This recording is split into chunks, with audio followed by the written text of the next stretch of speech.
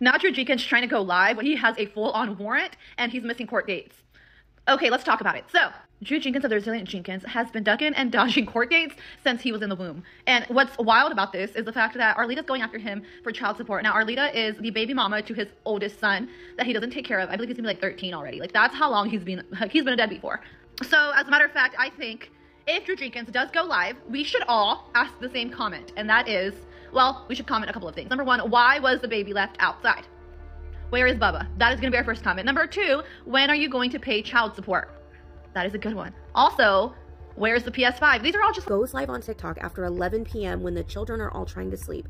The baby's crying in the background multiple times. He keeps muting. He's not addressing anybody, but then he says that he doesn't have a real warrant. Yes, you do. And he says his license is not suspended. Yes, it is.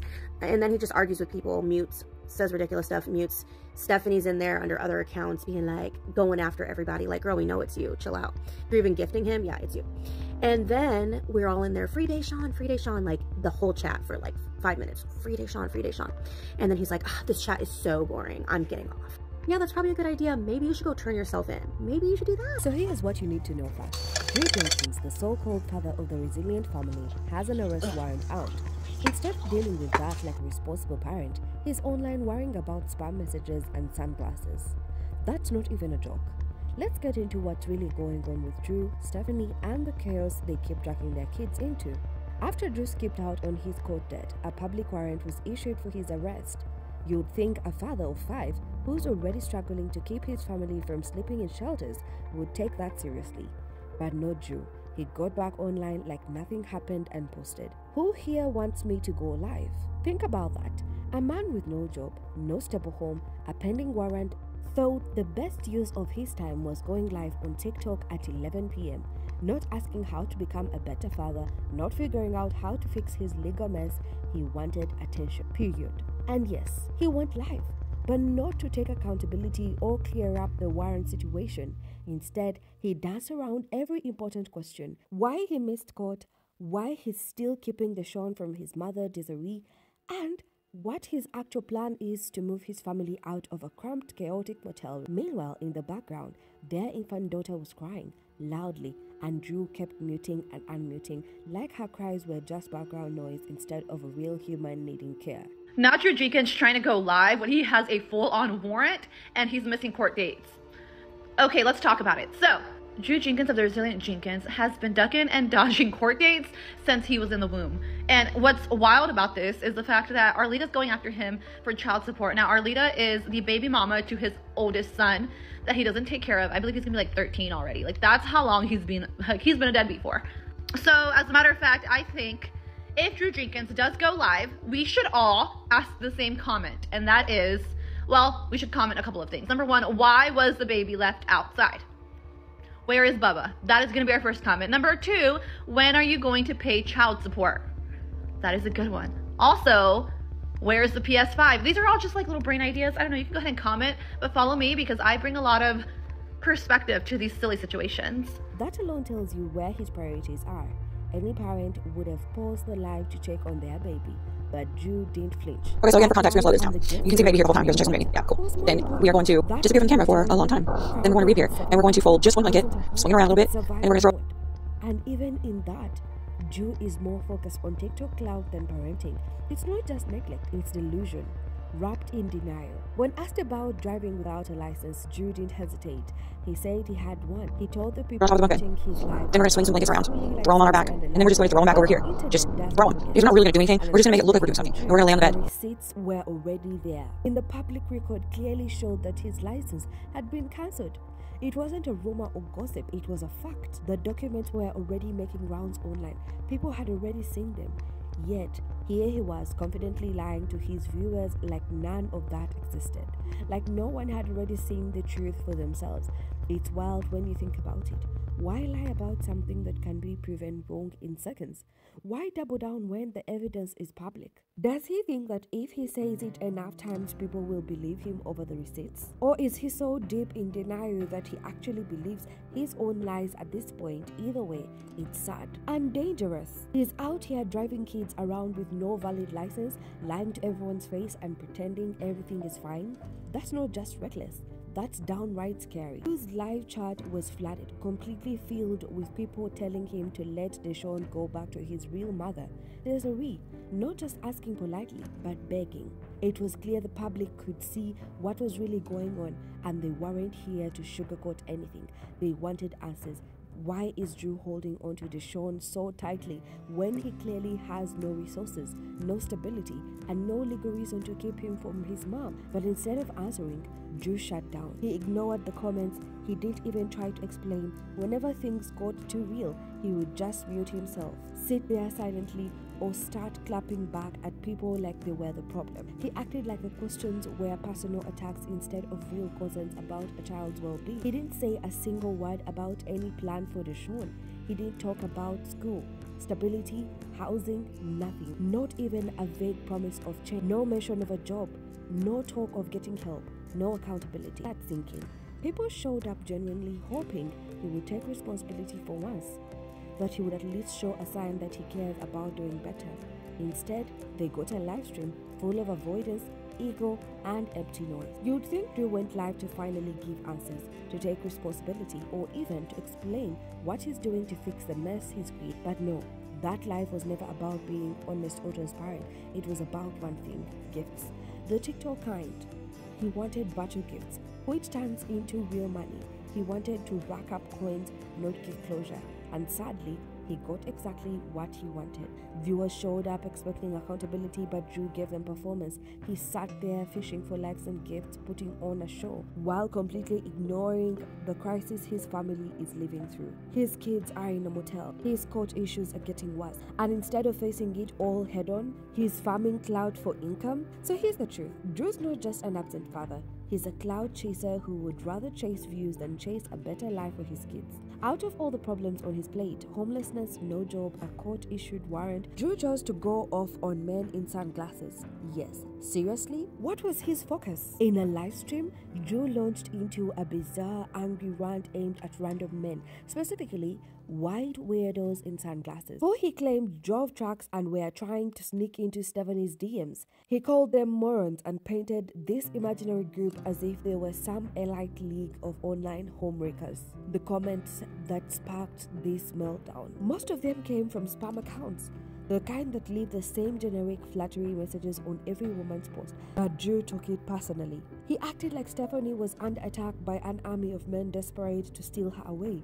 He went so far as to accuse them of being creepy, jobless weirdos without a hint of irony. Not Drew Jenkins thinking that people really want him.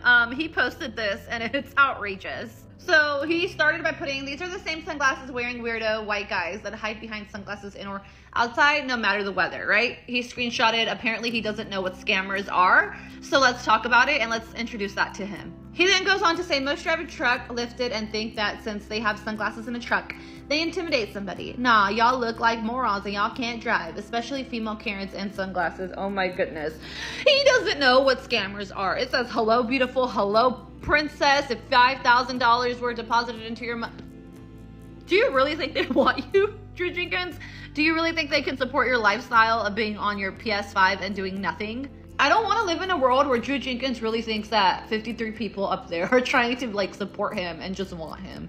No boo, it's only Stephanie Jenkins. Sorry, Stephanie Thompson. This is wild. It's almost painful. Because while Drew's out here name-calling and roasting complete strangers who probably didn't even type those comments themselves, he's sitting jobless, unemployed, and mooching off Stephanie's TikTok income. The same man calling others jobless is living in a motel, ducking court, and spending hours playing PlayStation while his family struggles. He's not mad at sunglasses. He's not mad at spam. He's mad at the idea that someone else out there might have what he doesn't: confidence, employment, and stability. The Sunglasses Rant wasn't about Stephanie's DMs. It was about Drew's insecurities screaming through the screen. Let's talk about how Drew now calls Stephanie his wife, loud and proud online, almost like he's trying to convince the world that they are this solid, loving couple. But he has just one huge problem with that. Stephanie is still legally married to someone else, and not just anyone, Jeremiah Sump, who is currently in prison. That's right, despite the actual legal documents saying otherwise, Drew is out here throwing around my wife like it's a title he earned. He posts about her like they're in a committed marriage, like he's got some kind of badge on his chest. But in reality, this entire situation is legally and emotionally a mess. It's almost like Drew is using the term wife as a way to boost his own image. He wants people to see him as a stable man, a protector, a family guy, but when you peel back the layers, it's all performative. There's no marriage certificate between Drew and Stephanie. There is no commitment on paper. It's all smoke and mirrors. And deep down, maybe Drew knows this. Maybe that's why he clings to the title so hard, because if he admits the truth, that Stephanie still belongs to someone else in the eyes of the law, then the fantasy he's created online starts to crack. It's not about love. It's about control, about image, about pretending he has something solid in a life that's falling apart. Here's what really shows Drew's true colors. He never defends Stephanie when it actually matters, not once. When people online come for Stephanie, calling her a liar, accusing her of being a bad mom, or saying she's using her kids for clout, she's the one in the trenches. She's the one in the comment section, fighting battles, trying to control the narrative, and even bending the truth when she has to. She's working overtime doing PR for a man who's never shows up for her. Every time something goes wrong, she's the one trying to hold it all together in front of the public. But when Drew finally opens his mouth, it's never to stand up for Stephanie's mother. It's never to clarify their living situation or explain what they are doing to improve things. Instead, he picks the most ridiculous thing to focus on: guys in Stephanie's DMs. That's what lights the fire under him, not the comments questioning if Stephanie's kids are safe, not the accusations about government assistance, not even a deep concern people have about Deshawn being kept from his mom. No, his only public response is to sunglasses and spam accounts flirting with Stephanie. That's the hill he chooses to die on. Hello, this is Stephanie Jenkins. I did not recognize her. Her mom posted this picture of her, and to be quite honest, like, she looks so much healthier. Her skin looks like it's kind of glowing. Now, she does have some, like, I don't know, she doesn't have makeup or anything, but she looks sober. Like, I don't know. How is it that you're with your mom and you choose to live with Drew Jenkins? I need an answer. Like, let's talk about this. You have the option to live in a house with your kids and build your bag, but instead you choose to struggle in the guise of love with somebody who has to pay child support, someone that's never going to marry you, partially because you're already married to a PDF file, but that's neither here nor there. Like, why do you refuse to go and do better and instead, like, struggle? Why pick that? I think you can't show that you're resilient unless you put yourself in these situations. And so, I don't know. Where's all this protective energy when Stephanie is left to defend them alone? Where's this fire when the internet is dragging her for being homeless with 5 kids? Nowhere, silent. He vanishes when things get real. But the minute some random dude comments a heart emoji, Drew's fingers are flying across the keyboard like it's the fight of his life. It's not love, it's ego. He's only speaking up when he feels embarrassed, not when Stephanie actually needs support. The family is getting kicked out of their motel soon. Why? Because they overstayed and tried to use squatters' rights. That means they stayed longer than they were supposed to, hoping that by being there long enough they could somehow claim tenants' rights and be harder to remove. But that's not how any of this works, especially not in temporary housing that's designed to rotate people in and out. Motels are not homes. They are a last resort. And even the last resort is slipping out of reach for them. So now, once again, they are being told to leave, and once again, the kids are watching everything around them fall apart. They're used to it by now, watching bags get packed, hearing their parents whisper up where to go next. 7 people in one small room, no space, no privacy, no safety. It's not just uncomfortable, it's damaging. This isn't just about moving motels. This is about living in survival mode every single day. These kids don't know what it means to feel stable. They don't have bedtime routines or favorite corners of a room to call their own. They wake up in a world that's always shift, parents fighting, loud noises, cold food, hot temperatures, and a deep constant feeling that everything could change tomorrow again. And Drew, he's not preparing for what's next. He's not calling shelters or applying for jobs. He's not even packing. He's still online, still stuck on TikTok, more focused on who's flirting with Stephanie or who's calling him out than the fact that his children might be sleeping in a car next week. He's 5 kids relying on him, and yet he acts like he has no one to answer to. It's not just neglect anymore, it's a pattern, a lifestyle, and the worst part, he doesn't seem to feel the weight of it all. He scrolls, he posts, he deflects. Meanwhile, his kids lose another piece of their innocence every time they are dragged to a new motel room, told to be quiet and asked to act like it's not. It's more than frustrating, it's heartbreaking. It's the kind of situation that leaves emotional scars. He's not even looking. He's failing in real time, and the only people really suffering from his failure are the children. They pay for every one of his choices, and they don't even have to say. There's a saying, every child deserves a parent, but not every parent deserves a child. And Drew, he's the working proof of that. His behavior doesn't just suggest irresponsibility, it screams it. Loud, constant, and careless. From missing court dates to ignoring his own children's needs to obsessing over TikTok comments instead of real-life consequences, every action he takes shows just how unfit he is for the role of a parent. And maybe, just maybe, going to jail will finally force him to sit still and think.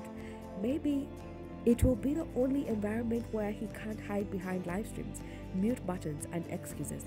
Sure, the kids will suffer in his absence. They're used to his presence, even if it's just him sitting on the edge of a bed glued to his PS5. Kids will love a parent even when the parent fails them, because that's what children do. They hope. But at some point, hope has to meet reality. If jail is the only thing that makes Drew face the truth, that his children need more than just a body in the room, that they need stability, safety, and love, then maybe it's what has to happen.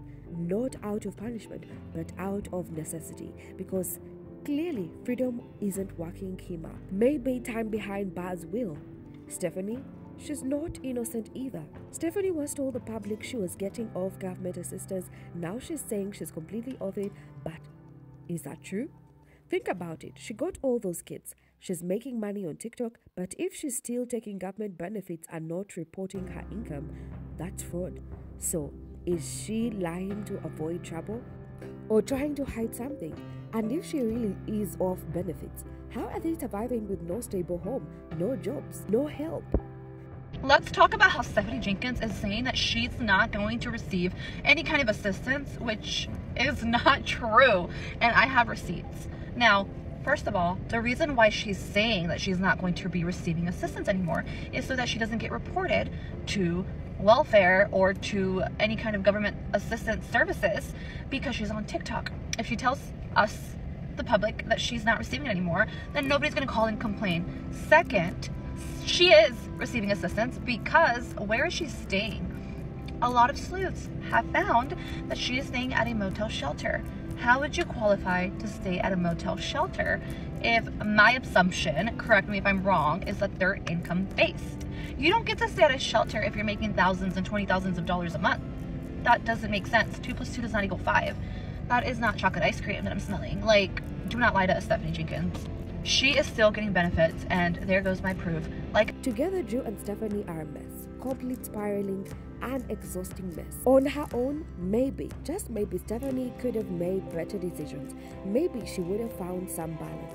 But with Drew in the picture, everything goes downhill fast. His influence isn't just toxic, it's paralyzed. He drags her deeper into the dysfunction, and she follows him every step of the way. Drew refuses to show up in the court, refuses to find a job, refuses to allow his to see her own son.